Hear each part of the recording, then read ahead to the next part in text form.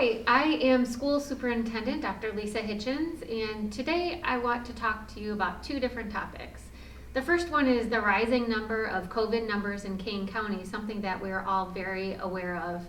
And the second topic is about our learning mode for second semester. The first topic, like I said, is the rising number of COVID cases in Kane County, and as those numbers rise, I want to let you know that so has our reliance and our communication with the health department. We are in constant contact with them, and at this time there is not a recommendation in Kane County to close all the schools, and I wanted to explain why that recommendation hasn't come from the health department. Simply put, schools are not a place where COVID is spreading. A question that we ask ourselves often while we're making these decisions are, first of all, are we the cause of the spread? And in almost every case, we are not.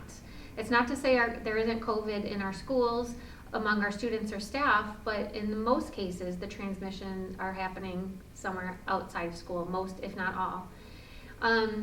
Another question that we ask ourselves is, are we able to implement those strategies that keep our schools safe? That's our job, to keep schools safe for our students and staff. And you know about the strategies of hand washing and mask wearing and staying home when you're sick, but I wanted to talk about two other strategies that we have been using lately given these rising numbers. The first is quarantine. We have a lot of students and staff that are under quarantine right now, and I want to explain what that means. What that means is a quarantine is when we ask someone to stay away from school for 2 weeks without exception.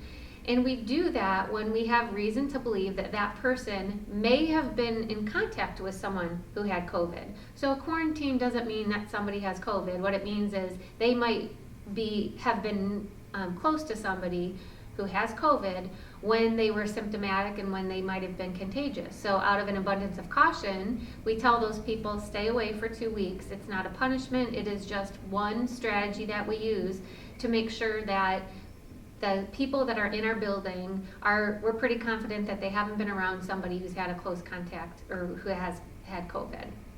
Another strategy that we have used lately has been what the Department of Public Health calls an adaptive pause.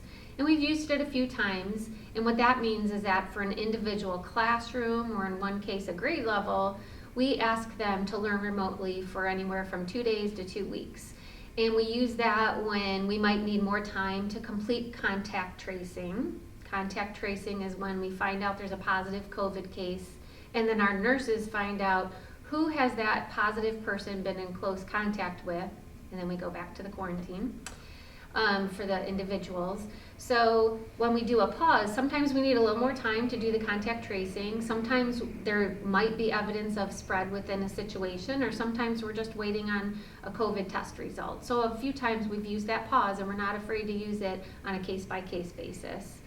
So please know that we are continually monitoring the numbers, and that we will work with the health department and make the decisions to take those pauses when the numbers justify it. So thank you very much for your understanding and your helping and your participation in keeping to help slow the spread in Batavia.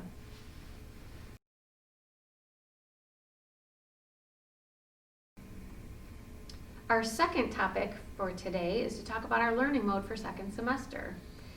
This summer, we asked every family to make a really difficult choice. Would you like to have your child educated remotely or in person? And we said that that choice would last throughout the first semester. Well, now that we're nearing the end of the first semester, we want to give families the opportunity to change if they would like to change their request. So what this means is, if you would like to change from remote to in-person or from in-person to remote, you have that opportunity between right now and November 20th. We will honor those requests, but we need time to make those staffing changes, which is why we need you to let us know by November 20th. There really won't be opportunities for you to return in person after this decision has been made second semester because of the staffing requirements and the need to keep our social distancing.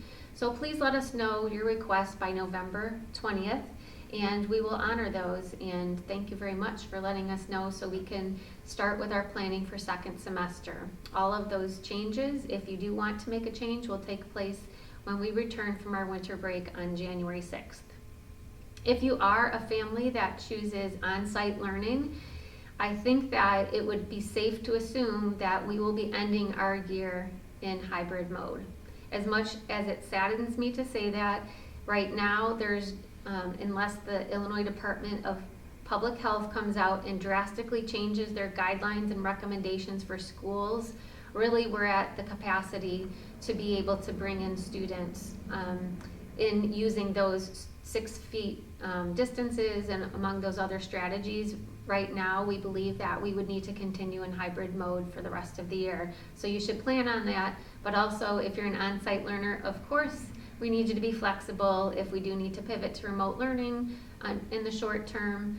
And you need to know that all of the information that you need to make your decision, whether it's you're thinking about remote or you're thinking about in person, there's additional information in this email that is attached to this video, but also on the Restore BPS website.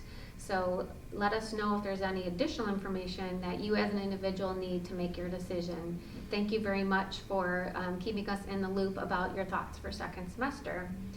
And I really appreciate your patience and your partnership in educating the children in Batavia. And I really appreciate everyone's understanding as we navigate these challenges together, and I look forward to a great second semester. Thank you.